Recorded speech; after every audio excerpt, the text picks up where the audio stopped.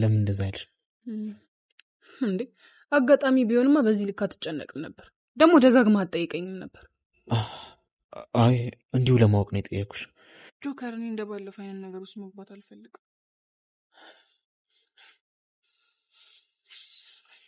ሳንዲ በቃ ይዘሽ ምንም አይፈጠርም።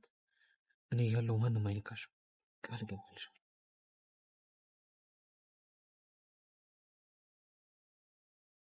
ይኸውልሽ ይሄንን ጉዳይማ ለቅዱሴ ረጋ ብዬ መንገር አለብኝ። ኧረ እና እኔ ጮክ ብዬ ነግሬው ነው ያልሰማኝ። አንቺ አነጋገርሽ ትንሽ ለዛ የለው። መጣልህ ማ ጎልያድ። እሺ እናንተ ሁለት አይጦች እንዴት ናችሁ? ደህና ነን አይደል? እንዴ ናት። ምንድነው ዛሬ ደግሞ የጓንዳ ዝንጀሮ መስለሻል?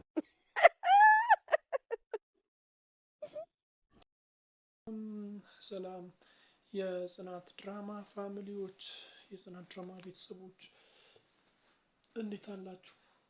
ሁሉ ፒስ፣ ሁሉ አማን፣ ሁሉ ፋይን ነው ወይ? እኔ ጋር ሁሉ ፒስ፣ ሁሉ አማን፣ ሁሉ ፋይን ነው። ዛሬ ጽናት ድራማ እንዴት አያችሁት? ጽናት ድራማ እንዴት አያችሁት? እንግዲህ እንዳያችሁት ቅዱሴ ከሕክምና ወጥቶ ተመልሶ ወደ ሀገሩ ገብቷል። ዛሬ እንግዲህ ሞቅ ያለ አቀባበል ሲያደርጉለት ነበር። ሁሉም ሰብሰብ ብሏል። ሰኒም አለች፣ ጽናት፣ ኪራ፣ ናሆም፣ ናቲ እና ጨበሪት ይና ሁሉም ተሰብስበው በዓል አስመስሎታል። አሪፍ የሆነ አቀባበል፣ ደስ የሚል አቀባበል አድርገውለታል። እውነት ለመናገር እንደ ጓደኛ አሪፍ አቀባበል አድርገውለታል። መጨረሻ አካባቢ ላይ ደግሞ እንዳያችሁት ሰላምን መታለች። ሰላም ስትመጣ እንግዲህ ሁሉም አይተናል፣ እኛም አይተናል። ሁሉ ነገር ሁሉ ቆንጆ ነው፣ ተቀብለናል፣ አይተናልም ተቀብለናልም ብለው ነው የወጡት ማለት ነው። እንዳያችሁት በጣም በሚገርም ሁኔታ ሙድ ይዘውበታል። ሲወጡ እንደ ሽማግሌ ነው ያደረጋቸው።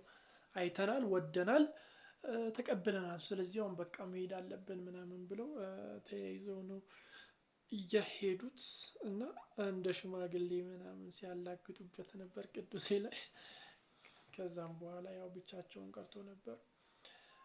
ትንሽ አስደብራት ቅዱሴ ሰላምን ትንሽ አስደብሯታል። መራጭ መሆን አልፈልግም ምናምን አይነት ነገር ሲላት ነበርና ደብሯት ነው የወጣችው። ከዛም በኋላ ጥጤ ሲያገኛት ያው ደብሯት እያለቀሰች ምናምን ስለነበረ ጥጤ ላይ ጥምጥም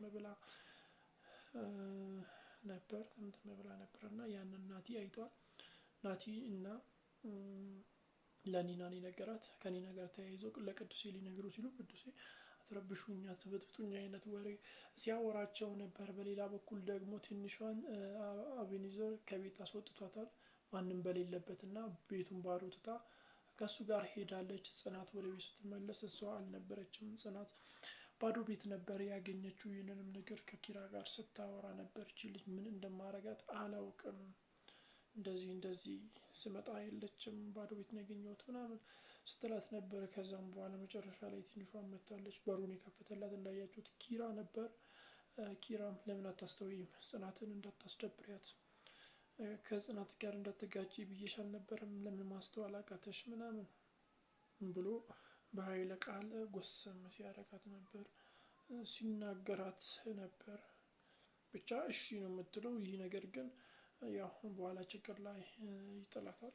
ሜይቢ አላዛር አለ፣ ከዛ እንኳን ቢያባሩኝ እሱ ጋር ሆናለሁ በሚል በእንዝላልነት እንደዚህ እያደረገች ሊሆንም ይችላል፣ አላውቅም።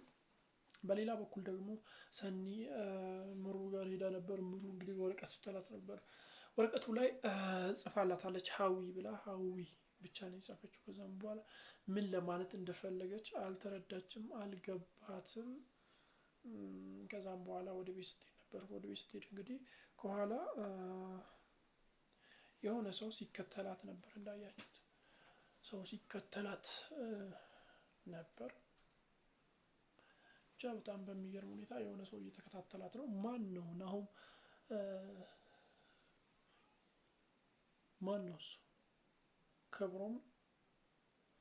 ክብሮም ነው ወይስ ማን ነው? እኔ እርግጠኛ ነኝ ክብሮም ነው ብዬ ነው የማስበው። ሌላ ሰው ሊሆን አይችልም። እስቲ ያላችሁን ግምት፣ ሀሳብ፣ አስተያየት በኮመንት መስጫ ላይ አስቀምጡልኝ። ቻናል አዲስ ሆናችሁ ሰብስክራይብ በማድረግ ደወል ምልክቱን ይዘን ይቀበይ